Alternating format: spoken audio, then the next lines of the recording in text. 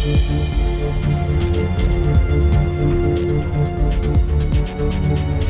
जम्मू कश्मीर विधानसभा चुनाव में अखिलेश बीजेपी की साइड हो गए हैं? आखिर यूपी में कांग्रेस को जिताने के बाद कश्मीर में राहुल से क्या कीमत वसूलना चाहते हैं सपा चीफ? और सबसे बड़ा सवाल तो ये कि क्या यूपी जीतते ही राहुल ने अखिलेश को दगा दे दिया?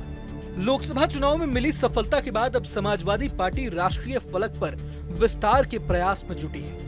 इसके लिए उसने उत्तर प्रदेश के अलावा दूसरे राज्यों में होने वाले विधानसभा चुनाव में हिस्सा लेने की भी ठानी है। हरियाणा और जम्मू कश्मीर में होने वाले चुनाव में उम्मीदवार उतारकर सपा चीफ दोनों राज्यों में अपनी जमीन तलाशने में जुट गए हैं। इसी क्रम में सपा प्रमुख ने हाल ही में 24 अगस्त को जियालाल वर्मा को जम्मू कश्मीर का प्रदेश अध्यक्ष भी बनाया है। जियालाल वर्मा को जम्मू कश्मीर में काम करने का काफी लंबा अनुभव है, लेकिन यहाँ सबसे खास बात तो ये है कि कश्मीर के चुनाव में सपा की नजर मुस्लिम बहुल सीटों पर है। अब यहाँ जैसे ही मुस्लिम बहुल सीटों की बात आती है तो सवाल ये उठता है कि कहीं अखिलेश राहुल को कच्चा देने की तैयारी में तो नहीं है, क्योंकि ये तो जाहिर सी बात है कि अगर सपा मुस्लिम बहुल सीटों पर अपने प्रत्याशी उतारती है तो इससे कांग्रेस और नेशनल कॉन्फ्रेंस का ही वोट कटेगा और फायदा सीधे बीजेपी को पहुंचेगा। सियासी जानकार बताते हैं कि सपा ऐसा इसलिए भी कर सकती है क्योंकि उसे कहीं ना कहीं यूपी में कांग्रेस को जिताने के बाद बाकी राज्यों में फायदा मिलने की आस थी, लेकिन राहुल गांधी ने तो उल्टा ही काम कर दिया। जम्मू कश्मीर में कांग्रेस ने नेशनल कॉन्फ्रेंस के साथ गठबंधन कर लिया और सपा को केंद्र शासित प्रदेश में गठबंधन में कोई सीट नहीं मिली। ऐसे में हो सकता है कि अखिलेश को ये बात बुरी लग गई हो, लेकिन बावजूद इसके अब सपा चुनाव में ताल जरूर ठोकेगी। जानकारी के लिए बता दें कि जम्मू कश्मीर में फारूक अब्दुल्ला की अगुवाई वाली नेशनल कॉन्फ्रेंस और कांग्रेस का गठबंधन 85 सीटों पर एक साथ चुनाव लड़ने के लिए हुआ है। नेशनल कॉन्फ्रेंस 50 सीटों पर चुनाव लड़ रही है और गठबंधन में 32 सीटें कांग्रेस के हिस्से में गई है।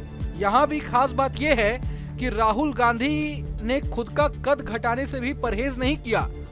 नेशनल कॉन्फ्रेंस के सामने यानी फारूक अब्दुल्ला की पार्टी के सामने वो छोटे भाई की भूमिका में भी आ गए, क्योंकि उन्हें बीजेपी को हराना है। बात करें सीपीआईएम और पैंथर्स पार्टी की तो गठबंधन के तहत वो भी एक एक सीट पर उम्मीदवार उतारेंगे।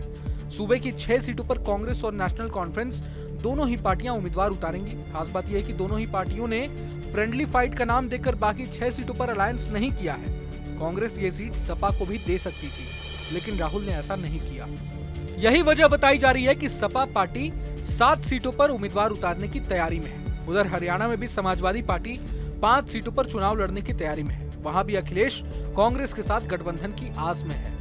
बता दें कि समाजवादी पार्टी के राष्ट्रीय अध्यक्ष और कन्नौज सांसद अखिलेश यादव ने जम्मू कश्मीर और हरियाणा में चुनाव लड़ने को लेकर अपना रुख साफ कर दिया है। सपा मुखिया अखिलेश ने जम्मू कश्मीर और हरियाणा में चुनाव को लेकर कहा कि पार्टी फैसला करेगी, अब समाजवादी पार्टी कैसे राष्ट्रीय पार्टी बने उसके लिए शुरुआत होगी। ये तो जाहिर सी बात है कि अखिलेश की चाहत पार्टी को राष्ट्रीय स्तर पर लेकर जाने की है।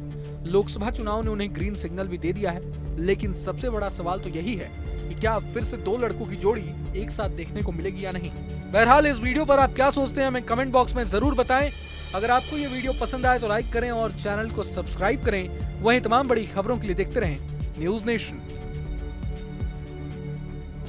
न्यूज नेशन अब व्हाट्सएप पर खबरों के ताजा अपडेट के लिए न्यूज नेशन के इस QR कोड को स्कैन करें।